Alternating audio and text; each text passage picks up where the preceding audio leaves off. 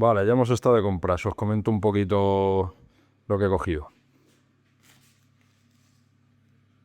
Por un lado, pasta de cría, mórbida.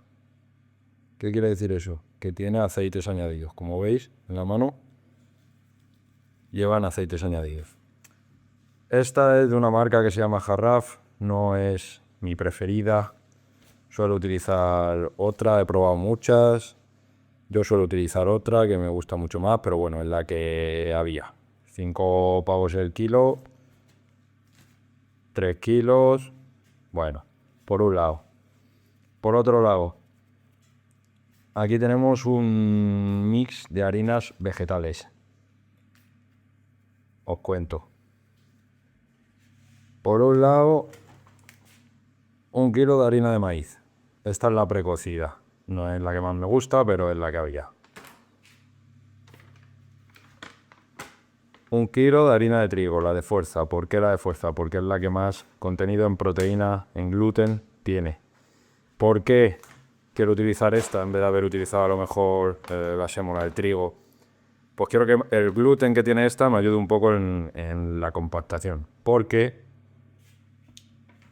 luego le vamos a añadir también, le he añadido 1 kilo, 2 paquetes de harina de garbanzo, entre comillas, sustituto de la harina de soja tostada, ¿vale?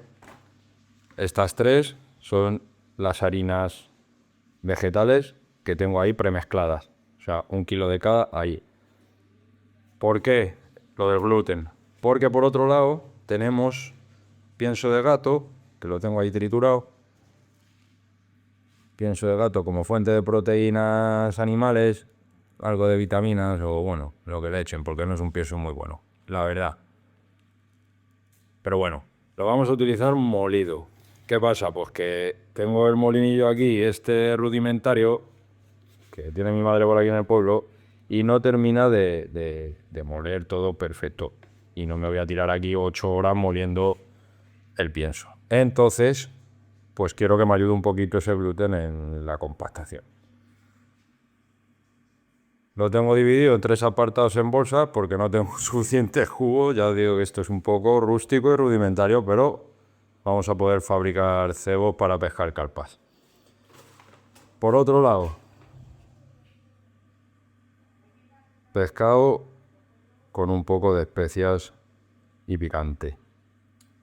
Un saludo para mi colega David Martín. He encontrado por aquí, esto no lo he comprado, esto lo he encontrado por aquí, lo añadiremos, un poco de edulcorante, ciclamato y sacarina sintético, no es mi favorito ni mucho menos, pero muchas marcas del mercado venden esto, que lo sepáis, lo usaremos. Un poco de sal marina a modo de potenciador del sabor y le meteremos alguna especia, esta las había por aquí también, no las he comprado. Pimienta y un clásico. Unos huevos. Lo primero, siempre que vayáis, aquí hay para hacer 10 kilos de base mix, ¿vale? Pero siempre que vayáis a hacer un mix nuevo, como por ejemplo voy a hacer yo ahora, para asegurarme de los porcentajes antes de mezclar 10 kilos, lo que voy a hacer es una pequeña prueba con 4 huevos y así puedo ver cómo se comporta la masa y demás, antes de mezclar todo y poder perder porque te confundas en el tema de proporciones. Más o menos calculo por dónde irán los tiros, pues bueno, al final la experiencia te da un poco eso, pero nunca sabes al final cómo se va a comportar, siempre hay que hacer una pequeña prueba antes.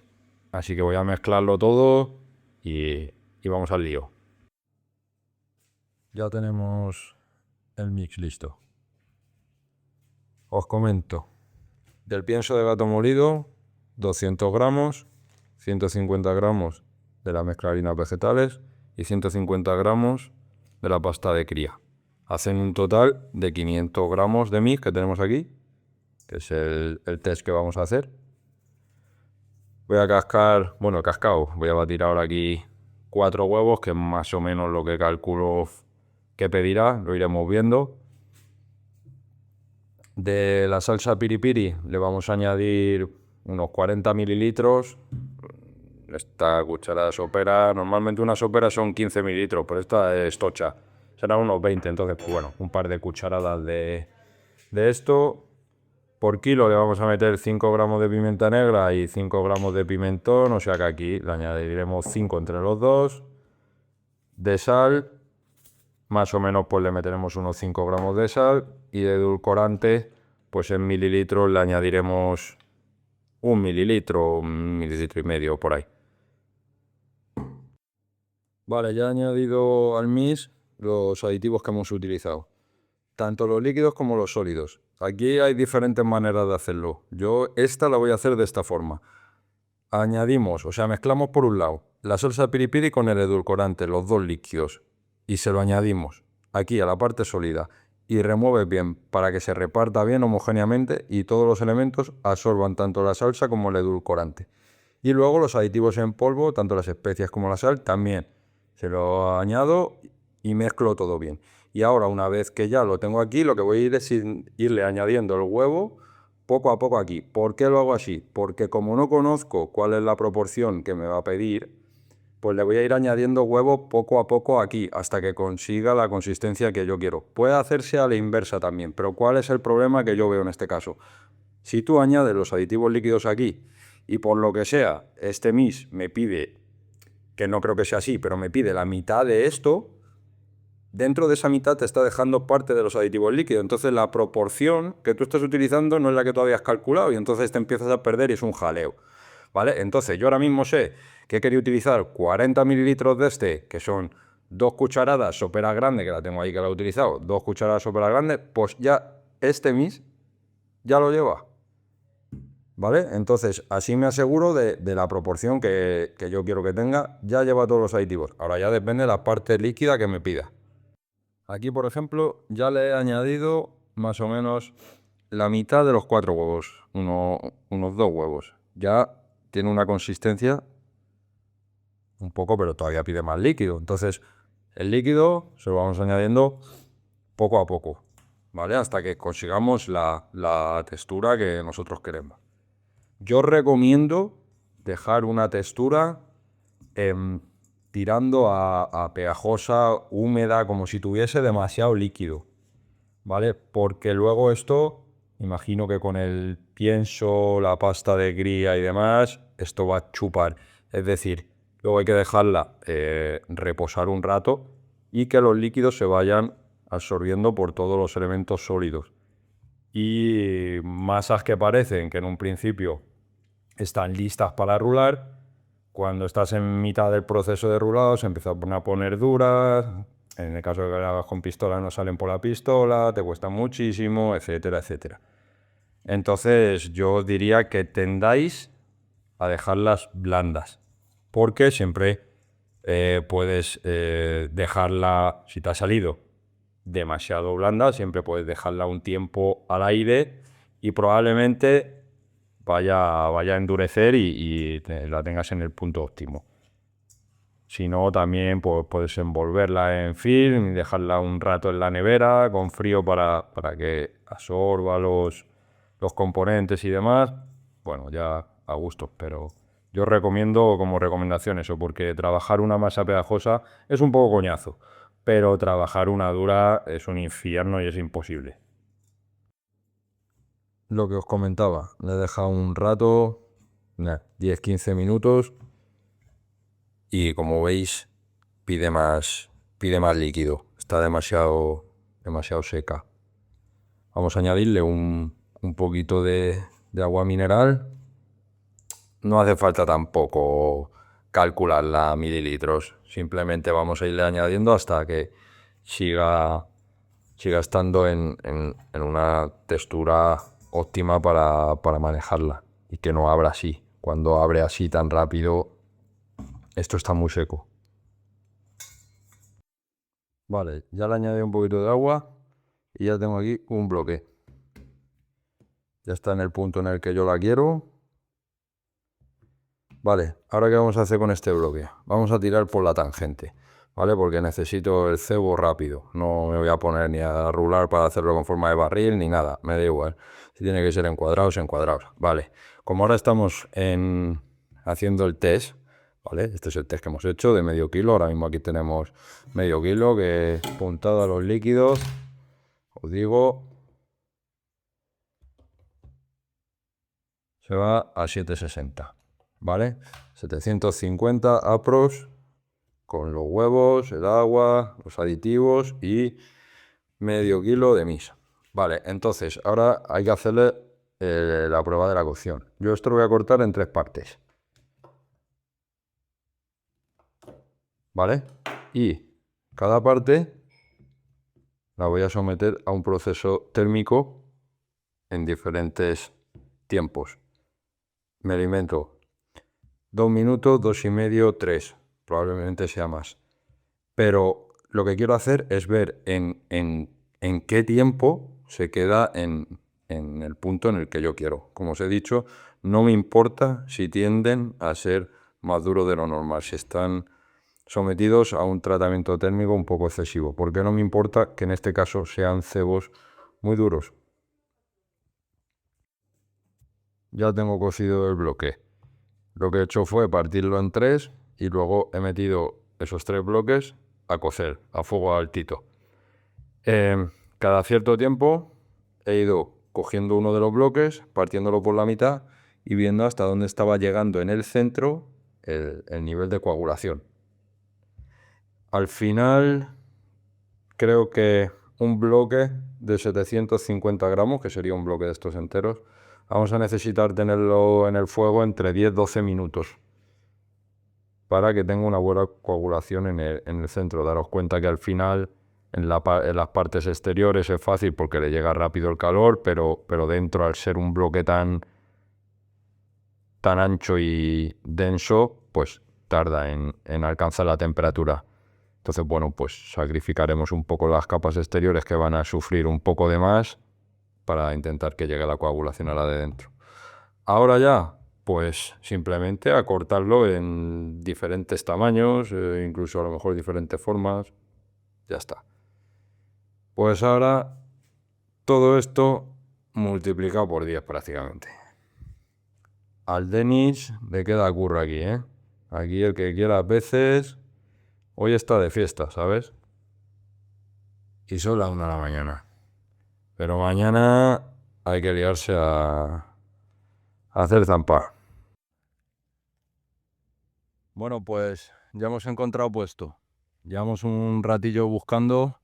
Más o menos teníamos clara la zona, pero no teníamos claro el puesto en sí. ¿Cómo lo hemos hecho desde el principio? Siempre primero me suelo meter en alguna aplicación de mapa, Google Maps, Google Earth o algo así. Y por suerte, como el embalse este año está muy lleno, las imágenes que nos muestran vía satélite son antiguas. Eso quiere decir que ahora mismo podemos ver en el satélite lo que ahora está en el agua. Entonces eso nos sirve bastante de guía. ¿Qué hemos buscado? Pues hemos intentado buscar una zona más o menos limpia.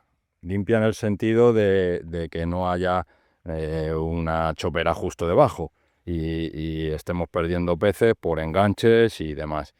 Entonces hemos encontrado una zona que parece bastante limpia, ahora la vamos a sondear, y que a su vez tiene un grupo de árboles a la izquierda y otro grupo de, yo creo que son matojos más pequeños y demás, a la derecha. Entonces es como una especie de paso bastante ancho, tendrá unos 20-30 metros de ancho. Entonces vamos a meternos ahora con la sonda, vamos a sondearlo bien para tener localizados dónde están los enganches y demás, y vamos a echarle zampa. ¿Cómo lo solemos hacer? Pues vamos a elegir una zona que es donde vamos a echar el mayor grueso de la comida. No sé qué deciros, medio campo de fútbol sala, una cosa así, para que os hagáis una idea. Bien esparcido, porque lo que queremos es que los peces, pues bueno, sepan que en esta zona hay comida y lo vengan a visitar regularmente.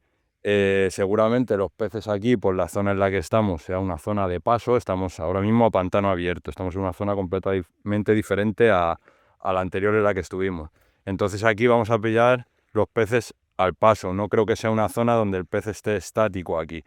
Entonces necesitamos que pasen, que coman, pararlos un rato y que luego cuando vuelvan a pasar otra vez se paren, vuelvan a comer y bueno, sea una especie de ruta para, para ellos, de saber que aquí hay comida, que vengan y coman y vengan y coman y mientras tanto nosotros pincharlos. Esa va a ser un poco la táctica. Vamos a meternos con la barca, vamos a sondear bien y os cuento. Ya hemos sondeado el puesto. Ahí tenemos un árbol, bueno, realmente es una fila de árboles que va desde ese hasta la orilla y nos hemos retirado, pues estaremos fácil 30 metros de esa zona. Hemos puesto una H y lo que tenemos entre la orilla y la H es una bajada. La H ahora mismo está a 13 metros. ¿Por qué a 13? En la orilla al principio tenemos algas, matojos, algo así. Luego entre 6 y 7 o 6 y 8 tenemos una zona que está algo más limpia. Pero luego desde los 8 hasta los 12 metros de profundidad, tenemos un alguero enorme. Entonces vamos a tener dos opciones. La H está, el corte del alguero estará justo más o menos por aquí, hemos dejado 1 metro y la H está al corte del alguero más o menos. Entonces o pescamos en la franja que hay en torno a los 7 metros o ya nos tenemos que venir a los 13. Así que mientras estamos con la barca tenemos a peces saltando por aquí y están muchos peces saltando por detrás de lo que es el alguero. Entonces vamos a cebar el cebado grueso, donde hemos puesto la H alrededor de ella, una zona bastante amplia porque pescaremos detrás del alguero y luego vamos a hacer un pequeño cebado también para la tercera caña en los 7 metros, en la franja esa, porque ahí pondremos la tercera caña. Entonces la idea es pescar con 2 cañas aquí, retirados, estaremos a unos, no sé, 150 de la orilla, una cosa así. No creo ni que llegue, sí, algo así, 120, entre 120 y 150, algo así. Entonces tenemos que hacerlo así porque tenemos un alguero delante y va barriendo toda la orilla. Esto es lo normal aquí. ¿Vas a Denis? ¿Estás pasando bien? Bueno, aquí al sol. Venga, vamos a echar la zampa y nos vamos, que hace ya una calufa tremenda. El cebado. La base de semillas. Teníamos algunos peles todavía por aquí, de 20, y el mix que preparamos ayer, los cubos. Vamos a hacer una zona amplia de cebado, que vayan comiendo un poquito, y luego nos tenemos que ir a seguir preparando cebo, que nos queda todavía curro para aburrir.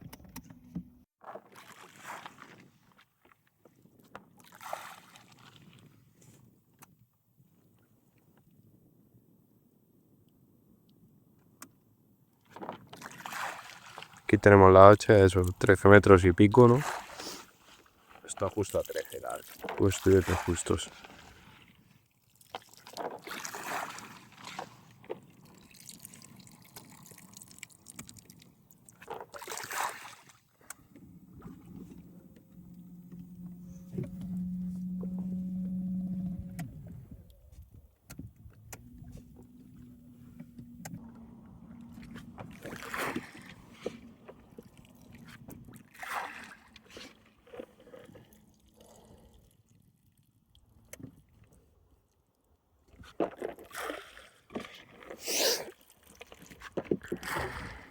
¿Cuántos kilos de zampa estamos echando? Teníamos 15. 3 semillas, los peles y tal, teníamos 15. Ya hemos cebado en la zona donde tenemos la H. Ahora, explico cómo lo hago yo. Estamos aquí en la orilla, en el lugar donde vamos a situar las 2 cañas, ¿vale? Entonces yo ahora lo que hago es hacer una foto que se vea la H y así tengo una referencia de la orilla enfrente, porque esa H yo luego no pesco con ella allí, porque me da miedo que los peces se enganchen y demás. Yo esa H la quito. Entonces, teniendo una referencia en la orilla de enfrente y luego sabiendo a qué profundidad estamos pescando, luego ya con la sonda más o menos calculamos Vale, ya hemos encontrado otro punto. Vamos a pescar cerquita de la orilla. Hemos echado la H a donde empieza el alguero, al corte. Bueno, empieza a 1 metro por detrás, pero mira, se acaba de mover un pez allí por detrás del alguero, en la zona que hemos elegido antes. Vale, bien, hay peces por la zona. No parecía muy grande, pero bueno. Lo que vamos a hacer es un cebado aquí. Estamos súper cerca de la orilla, estamos a 20 metros de la orilla o 25 o algo así. Vamos a echar el resto del cebo en la franja esta antes del alguero para pescar con la tercera caña aquí cerca de la orilla. Hay que echarlo un poco antes de la H. La H está a 5 y tenemos que pescar a 4,5. Vamos a preparar un poco de semilla, la que vamos a utilizar para el cebado, y voy a explicar cómo lo hago, cómo lo vamos a hacer. Agua caliente. Tenemos aquí una puerta de 50 litros. Agua caliente y azúcar moreno. Vamos a echarle 1 kilo de azúcar moreno.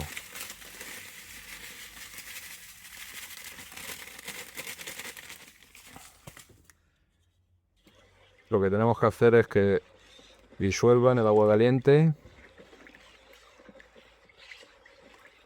¿Por qué estamos echando el azúcar moreno? Aparte por el dulzor que aporta el azúcar, esto nos va a ayudar mucho en el proceso de la fermentación, ¿vale? Para acelerar un poquito el proceso. Así que nada, vamos a disolverlo.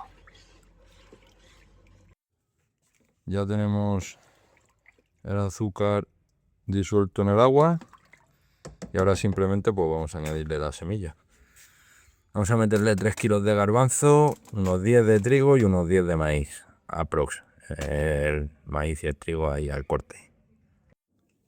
Ya tenemos la mezcla y ahora agua del grifo. Vamos a llenarlo prácticamente entera las puertas, hasta arriba de agua, porque esto va a chupar. Quiero que echéis un ojo a la semilla que comenzamos a hidratar ayer y que 24 horas después estas pompas nos están indicando que ha empezado una fermentación natural de la semilla. Ya está bastante hidratada y ha comenzado una fermentación apoyada por el azúcar moreno que disolvimos en el agua. Esta semilla no la voy a tratar técnicamente, no la voy a cocer, simplemente la voy a hidratar, la voy a fermentar y la voy a utilizar así. No voy a tener el ablandamiento que la mayoría buscamos en las semillas cuando las cocemos, pero voy a tener otro ablandamiento. Voy a tener un ablandamiento molecular, podríamos decir. ¿Qué vamos a conseguir? Vamos a conseguir que el trigo y el maíz, que están formados principalmente por un hidrato complejo, como es el almidón, molecularmente se degrade en azúcares en hidratos mucho más simples, como es la maltosa, la glucosa y diferentes dextrinas. Eso va a hacer que sea mucho más fácil de absorber por el sistema digestivo de una carpa. Por otro lado, en esa fermentación, lo que va a ocurrir es que se van a producir diferentes ácidos orgánicos, como el ácido láctico, el ácido acético, el fórmico, que son súper atractivos para las carpas, que además van a hacer que la mezcla baje su pH, y yo estoy pescando en un agua que es muy alcalina, por lo tanto va a haber un contraste bastante grande, que las carpas lo van a poder detectar, y a la vez al bajar el pH pues vamos a aumentar un poquito su conservación, porque va a inhibir que puedan aparecer ciertos mohos y bacterias y demás. En el caso del garbanzo, que es un poco diferente porque tiene un poquito más de proteína y de fibra, lo que vamos a conseguir es eso, una hidrólisis parcial de sus proteínas y su fibra. En ese proceso se van a liberar aminoácidos libres, péptidos, ácidos grasos volátiles, que son de sobra conocidos como atractivos para las carpas. Y además, pues, se van a crear compuestos aromáticos muy interesantes y atractivos, como los ésteres, alcoholes, cetonas o aldehídos. En fin, Lo que quiero un poco decir es que no comprendo mucho a la gente que no fermenta las semillas. Cuando empecé con el tema de Instagram de The Craft Site, me escribieron algunas personas por privado para preguntarme que cómo podían hacer para conservar sus semillas después de cocerlas y que no fermentasen. ¿Para qué? ¿Para qué quieres hacer eso? ¿Para qué quieres inhibir la fermentación? Si es lo más interesante. O sea, veo menos interesante la cocción que la fermentación. Es decir, creo que es mejor que la semilla esté fermentada que no cocida. Y más ahora en verano. O bueno, en invierno podríamos entrar en un debate, en una discusión, porque el sistema digestivo de una carpa está muy ralentizado y no está funcionando a pleno rendimiento. Pero ahora que están a full, si una carpa digiere cangrejos, digiere mejillones, almejas o lo que le eches, no va a digerir una semilla que no tenga el ablandamiento que tú buscas mediante la cocción, que luego, si realmente hacéis semilla, veis que el maíz tampoco ablanda una barbaridad, veis que la chufa no ablanda nada, y a las carpas les encanta. No es por tema de dureza realmente. Además, con una fermentación, ahora todavía no, pero os daréis cuenta que el trigo, mira, es que lo estallas. Y lleva 24 horas esto y ya comenzó la fermentación ahora. Dentro de 3 días, a partir del tercer día, cuarto, el quinto, el sexto, en mi opinión es el punto óptimo en el que esto está a pleno rendimiento para utilizarlo y maximizar las capacidades. No sé, no entiendo la gente que quiere inhibir eso. No sé qué buscas, porque si realmente lo que buscas es pescar y que esto sea bueno, nutritivo y atractivo para las carpas, mejor simplemente ferméntalo y no lo cuezas. Ahora, si no lo vas a cocer, tienes que dejarlo fermentar sí o sí. Y si lo cueces, en mi opinión, déjalo fermentar sí o sí también. ¿Por qué? Porque si esta fermentación ocurre dentro, en el interior de una carpa, es mucho peor. Porque muchas de las cosas que se van a crear a partir de esa fermentación, si ocurre dentro, no es nada bueno. O sea, otro punto más. Es mejor fermentarlo aquí. Yo lo hago así. Saco peces y me va bien. Esto es lo que puedo explicar en cuanto a la semilla. No tiene mucha complicación más. Os quiero enseñar después de martes, miércoles, jueves, viernes, sábado, domingo, de 6 días de fermentación natural en el momento en el que está la semilla, que para mí es el mejor momento.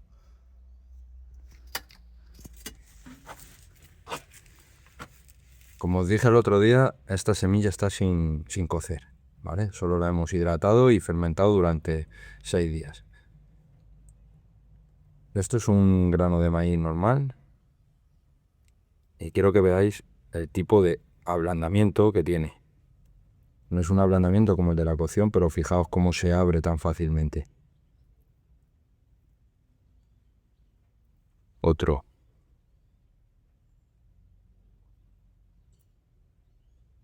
Igual, a ver, un garbanzo.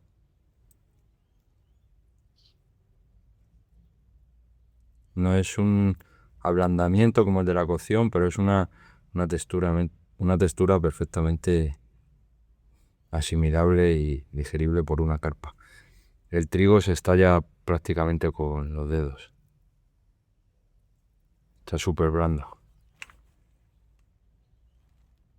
Otro maíz, no sé. La piel jamás la vais a conseguir ablandar, sea el método que sea. Esta piel del maíz es imposible. Igual que la piel del garbanzo. Siempre va a estar ahí, pero bueno, no hay mucho problema con ella. ¿Veis? La piel del garbanzo esa siempre va a estar aquí. Pero aún así, fijaos que rápido se desprende. Y el garbanzo como se queda con una buena textura dura, pero luego con un dedo fácilmente los pachurras.